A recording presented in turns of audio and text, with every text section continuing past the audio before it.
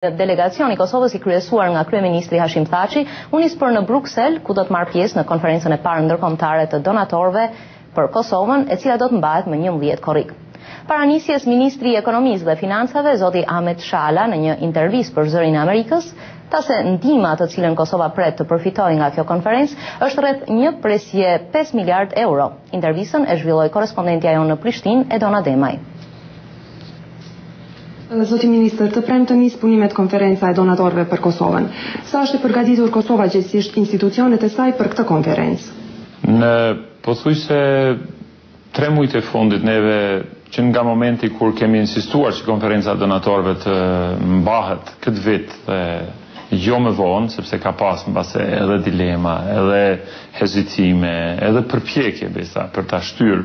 këtë konferencë për më vonë, por me këmbgulsinë e institucioneve të Kosovës, posaçërisht të kryeministrit të Kosovës dhe qeverisë Kosovës, partnerët tanë kanë kuptuar se është koha tani të ndihmohet Kosovës dhe është përcaktuar pra 11 korriku, para një muaji gjysmë 2, kur është caktuar data, dhe neve jemi konsiderojmë mjaft të përgatitur si me programe, si me aranxhime tjera, si me lobimin për te. Natyrisht, njeriu gjithmonë duhet të përpjeket ta bëjë maksimumin. Dhe shpeshherë ai maksimum mbase mund të jetë diçka tjetër nga sa të tjerët e konsiderojnë, por neve konsideroj që jemi shumë mirë përgatitur. Tashmë dihet se qeveria u ka dhënë hapësirë projekteve që kanë të bëjnë me zhvillimin ekonomik të vendit. Sa do të ndikojë kjo konferencë në zhvillimin ekonomik të Kosovës realisht? Sigurisht që konferenca donatorëve nuk do të zgjidhë të gjitha problemet e Kosovës dhe kjo është e dedikuar që të marrim një injekcion financiar dhe mbase edhe pak ndihmë teknike për 3 vitet e ardhshme. Por vizioni i Kosovës është shumë më i gjatë, shumë më afatgjatë, nëse mund të them, dhe më dinamik në drejtim, dhe po ashtu neve jemi fokusuar të zhvillojmë edhe sektorin privat dhe të ndërtojmë ato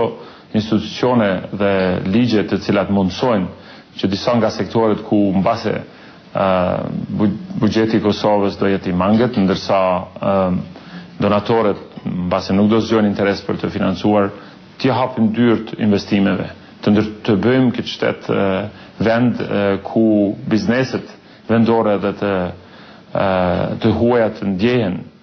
komod. Zoti Ministër, ju tekstuat se nuk prisni që të zgjidhen të gjitha problemet që ka Kosova nga kjo konferencë, mirë po sa realisht prisni që Kosova të përfitojë nga kjo konferencë? Në dokumentet neve që kemi para pa në zhvillimin afatmesëm treveçar, paraqiten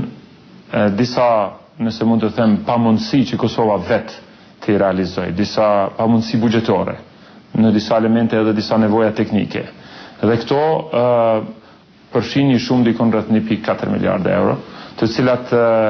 edhe me gjithë kapacitetin e mundshëm neve nuk do të mund t'i akumulonim, vetëm nëse rriten taksat shumë, por nëse rriten taksat shumë atëherë ngriten çmimet dhe çrregullohet gjithë cikli makrofiskal. Dhe qëndrueshmëria e shtetit është tek e fundit në shumë e rëndësishme se sa një dinamike re dhe ndërtimi i tij stabil dhe demokratik. Andaj neve konsiderojmë që këtë sakt do të arrijmë, jemi mjaft të përgatitur. Sigurisht që disa nga donatorët mbase mund të planifikojnë cikle të ndryshme buxhetore, nuk do të mund të kenë mundësi të eventuale për të shprehur fuqishëm ndonjë nivel më të lartë çfarë ne do të dëshironim në konferencën e donatorëve. Shumica prej tyre vetëm janë zotuar tash, dhe kjo është një konfirmim jo vetëm për,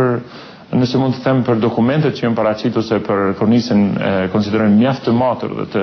analizuar mirë të afatmesme të shpenzimeve, por edhe një besim në leadershipin e Kosovës dhe në rrugën e saj që ka marrë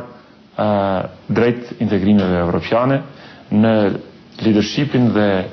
nëse mund të them, përkushtimin që ka qeveria e Kosovës dhe institucionet e tjera të Kosovës për luftën kundër korrupsionit, për ndërtimin e paqes, për zgjedhjen e problemeve sociale, si dhe për respektimin e drejtave minoritare dhe krijimin e një shteti ku do reflektoj stabilitet në region. projektet që do të prezantoj qeveria e Kosovës kalon shumën prej 1 miliard eurosh. A është realizueshme kjo shumë dhe nga cilat vende prisni më tepër ndihmë? Po, shtetet të cilat tani më janë zotuar se do jenë për krah Kosovës në sfidat e saj janë natyrisht shtetet e Bashkimit Evropian, shtetet e Bashkuara të Amerikës, si dhe disa institucione tjera të rëndësishme ndërkombëtare, duke përfshirë edhe Bankën Botërore, edhe Fondi Monetar Ndërkombëtar, edhe institucione tjera, agjencitë ndryshme financiare të shteteve të caktuara, të agjencitë financiare për zhvillim ndërkombëtar, siç është shteti japonez, shteti kanadez, shtetet e Golfit, shtetet islamike, pa marrë parasysh që ende janë në proces të njohjes, disa prej tyre përmes Bankës Islamike për zhvillim kanë paraqit ardhin e tyre në Banka Evropiane për zhvillim dhe rindërtim, Banka Evropiane për investime, dhe të gjitha shtetet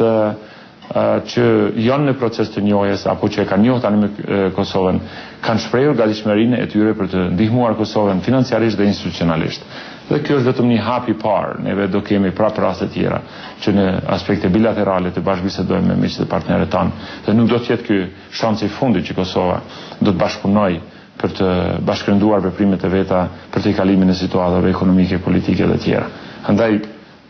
megjithatë është një hap i rëndësishëm dhe unë jam i bindur që partnerët tanë do të dalin, nëse mund të them, shumë të kënaqur edhe me seriozitetin e bashkëpunimit të shtetit të Kosovës me ta në të ardhmen për të kaluar sfidat që tani ballafaqohemi dhe eventualisht të tjera që në të ardhmen mund të paraqiten. Zoti Ministër, ju faleminderit shumë. Faleminderit shumë.